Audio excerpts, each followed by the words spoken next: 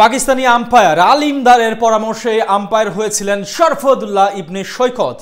আলিমদারের এক কথাতেই পাল্টে যায় তার পুরো জীবন। সেদিনকার পর থেকেই নতুন স্বপ্ন দেখেন তিনি। সেই পরামর্শ কাজে লাগিয়ে আজ বিশ্বসেরা হবার পথে। সেই ঘটনা ফাঁস হলো বহু বছর পর। আলিমদারের পরামর্শে যেভাবে বিশ্বসেরা আম্পায়ার হলেন বাংলাদেশের সৈকত, সেই গল্পটাই জানবো রিপোর্টে। জননী তার সন্তান চিনতে ভুল করে না, গুরু ভুল করে না শিষ্য চিনতে, আর স্বর্ণকারের নজর এড়ায় না স্বর্ণ।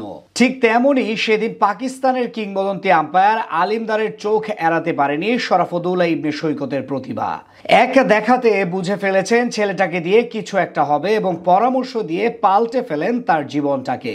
আলিমদারের এক পরামর্শের কারণে আজ বিশ্ব বুকে লাল সবুজের পতাকা অনন্য মর্যাদার স্থানে নিয়ে যাচ্ছেন বাংলাদেশের আম্পায়ার শরফুদ্দৌলা। সময়ের সাথে সাথে বিশ্ব ক্রিকেটে আম্পায়ার হিসেবে পুক্ত জায়গা তৈরি করে নিচ্ছেন সৈকত। অল্প সময়ের ব্যবধানে একের পর এক সাফল্য ধরা দিচ্ছে তার হাতে। বর্তমানে আইসিসির বিশ্বাসযোগ্য যে কয়জন আম্পায়ার আছে তাদের মধ্যে একজন তিনি। তার নৈপুণ্য বিশ্বজুড়ে প্রশংসিত। তাই সৈকতের এমন পারফরমেন্সে এমন গর্ববোধ করে দেশের ক্রিকেট প্রেমীরাও।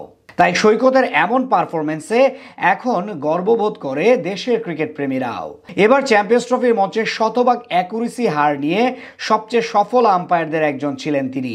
দিন দিন এমন শ্রেষ্ঠত্ব অর্জনের পথে হাঁটা সৈকতের ক্যারিয়ারের শুরুর মুহূর্তে এক বিশেষ ভূমিকা ছিল আলিমদারের। পাকিস্তানি এই আম্পায়ারের নামটা বেশ ভালো করেই জানা এদেশের ক্রিকেট প্রেমীদের। 2015 বিশ্বকাপে ভারতের বিপক্ষে বাংলাদেশের সেই বিতর্কিত কোয়ার্টার ফাইনাল ম্যাচ পরিচালনা করেছিলেন তিনি। এছাড়া বাংলাদেশ ক্রিকেটের সাথে বেশ গভীরভাবে জড়িত আলিমদার। তবে সেই সবকে ছাপিয়ে সৈকতের ক্যারিয়ারে বড় প্রভাব আছে তার।